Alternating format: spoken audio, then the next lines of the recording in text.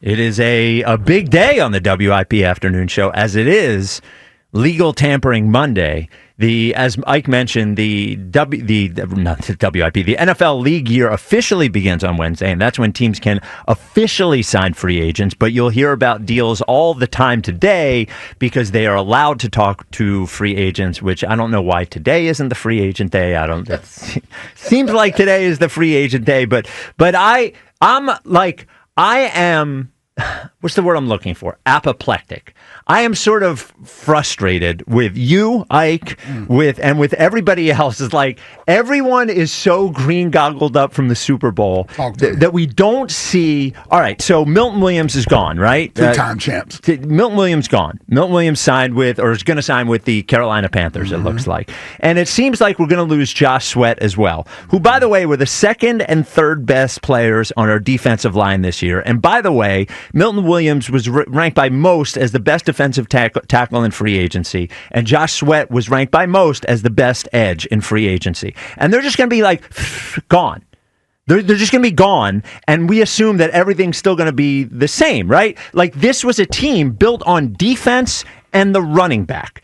Defense and the running back. The running back is coming off of 507 touches, and the defense has now probably lost Darius Slay, Isaiah Rodgers, Milton Williams, probably losing Josh Sweat, and I know what's going to happen. We're going to go bargain bin shopping to replace all these guys. We're going to go bargain bin shopping to replace Milton Williams. We're going to go bargain bin shopping to replace Josh Sweat, and we're not going to have the same defense next year, and we're going to wonder what happened, and it's because, like, I'm glad we paid Saquon, but we found $40 million extra dollars for Saquon, but we're not going to be able to find the money for Milton Williams or Josh Sweat, who were part of this number one defense. Look, Howie is a great GM, but didn't do a great job after the 2017 season, after that Super Bowl. Didn't do a great job after the 2022 season, after that Super Bowl. And here we are again, like in our own little world, making pretend everything's okay all the time as we lose talented players from the number one ranked unit in the NFL out the door, Ike. And I'm just sort of like, I'm frustrated and I'm a little bit worried about this defense for next year. Yeah, I'm not worried just yet. It's still early. And as much as I can appreciate what Milton Williams brought to the table, what Josh Sweat brought to the table, I got to be honest with you, I don't think their play is irreplaceable. It's not like they had double-digit sacks or anything of that nature. They also benefited from the talent they were playing with. You know, and they're getting paid, and I'm sure Josh Sweat will eventually get paid. If you believe the reports out there that Milton may be getting ready to sign for $20 million a year, that's way overpriced for being here with the Eagles. And kudos to those guys. If somebody out there is willing to give you a big payday, go get it. Like Milton Williams is probably, if he's going to sign with Carolina, he's probably going to be a 3-down player in Carolina, right? So he's going to have to go down there, and he's going to be looked upon as the central figure of their defense, of the interior part of their defense. I haven't looked at Carolina's roster of late, so I don't know how much talent they have over there. So I don't know if Milton's going to be worth that amount of money to Carolina from a production standpoint. Here, he was able to play next to one of the best young players in football and benefit from that. Josh Sweat as well. Josh Sweat is somebody who's always been a hard worker, but I've never been overly impressed with Josh Sweat. Good player, solid player, but I don't know if Josh Sweat is a premier pass rusher. I don't believe him to be a premier pass rusher. And if somebody's going to pay him $20-something million for 8 sacks, well, it's 8 sacks more than I see whoever's replacing him, right? Like, what are we going to do? Sign today? Yes, as of today. Today. I can smell a Von Miller signing or some name of somebody. Matthew Judon. Yeah, Bosa, whichever Bosa, which is the Bosa that's okay, is Joey Bosa. Is Bosa going back? Bosa. Khalil Mack's the one that's going back, right? Joey Bosa's still a free agent. Yeah. I don't know, 215-592-9494. Are you starting to get a tinge of worry about the defense? Again, I remind you, we had the number one defensive tackle in free agency who is gone. We will have the number one probably edge in free agency who will likely be gone. And I don't see a path to replacing those guys. All the while, we gave, and I love Saquon, but we were able to hand we don't have the money for Milton Williams or Josh Sweat, but we have the money for Saquon Barkley, who, by the way, was already under contract. I just think I think there is a little bit of reason to like you mentioned the league year starts on Wednesday, and I'm going to request that everyone come out of the Super Bowl haze by Wednesday, because the Eagles have to be out of their Super Bowl haze by Wednesday, because the goal is to win another Super Bowl next year. So I'm just saying this is starting off in a way that is making me nervous. But here's what I'm saying to you. I think that this is still a Super Bowl caliber roster. Your offense is still intact. They still have opportunities to sign guys to fill holes, even if it's on a 1-year sort of contract. Because here's the thing. The Eagles are an attractive destination, right? They saw what Saquon just came here and was able to do in 1 year and get to a Super Bowl, right? Zach Bond, 1 year, new contract, Super Bowl champion. Hell, Isaiah Rodgers was suspended 2 years ago. He misses an entire year, comes back as a role player, played a few games, gets a 2-year contract with Minnesota and a Super Bowl ring. Bet on himself, yeah. He hopefully he didn't literally do that, but yes, he did. He bet on himself. He couldn't wait to get that in there. Yeah.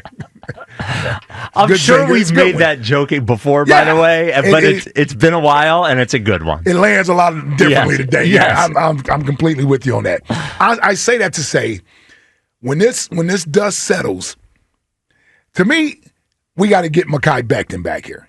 And it looks like the Eagles are going to let him see what the market is out there for himself. And maybe it's not as plentiful as he hopes it'll be, and maybe he decides to come back here on a 2 or 3 year deal that's affordable for the Eagles, because I believe he really wants to be here. So I look at the defense and I say, okay, where are we going to have to plug in at? All right, you need an edge rusher. You're going to need an edge rusher. Well, if I add a Joey Bosa or Matthew Judon or someone of that ilk to this defensive line, can I not feel positive about that?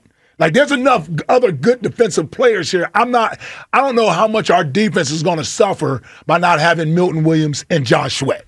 Well, that's really the point that I'm making. 215-592-9494. Are you starting to get worried? Here's the only thing I'll say with the defensive line is we can say they were able to play with other talented people, but if all of those other talented people are gone, like, they're part of it too. Jalen Carter is really, really talented. Sure. But it's not like Josh Sweat and Milton Williams were part of that talent, right? I mean, they were part of the reason that, and who's to say that they didn't have some effect? Jalen Carter's a beast, obviously, but didn't have some effect on his success as well. So it's not like one. I think I could make a case that Mekhi Becton was as much a factor of being on a unit with a bunch of talent as either of those guys, right? Because that's a very talented offensive line. Sure. Right.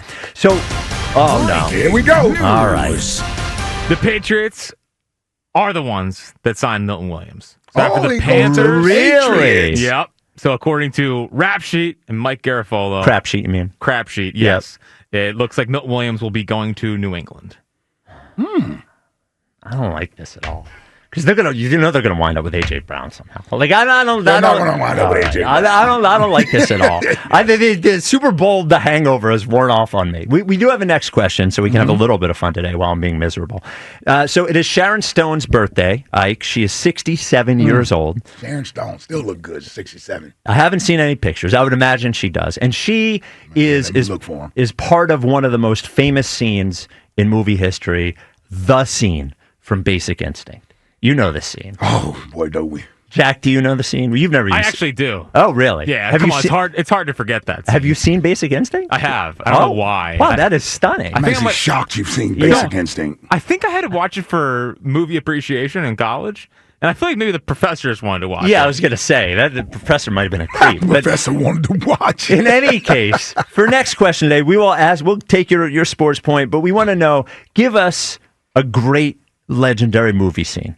Jack, do you want to start us off? Give us a movie scene. Yeah, and this one is so many. There's just so many big answers out there. Come on, man, what's come the biggest on. one? Yeah! Who can forget in Lord of the Rings Twin Towers? Oh my God, we're doing this dork thing when again. The light opens and Gandalf and his cavalry comes flying down the hill. Cavalry. Whatever, cavalry. Cavalry. I disagree. I think it's cavalry. No, it's cavalry.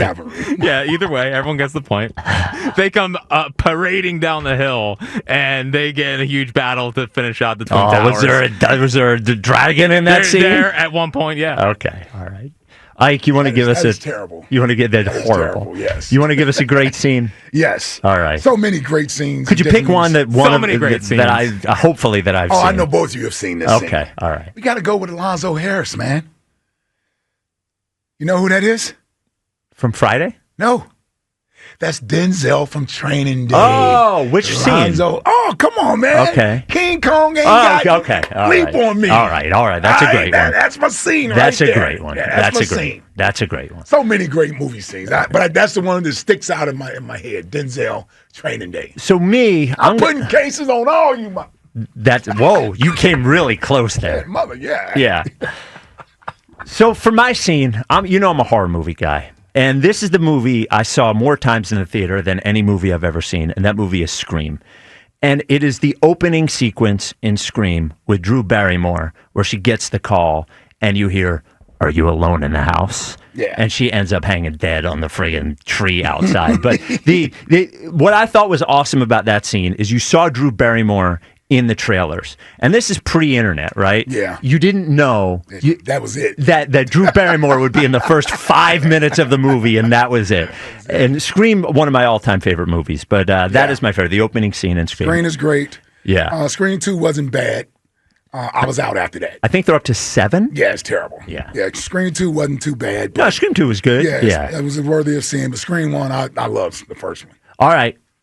Talking about it is legal tampering day on the WIP afternoon show and in the NFL. I'm starting to get a little bit worried about all the talent we're losing on defense. 215-592-9494. And for next question, give us a great legendary scene in a movie.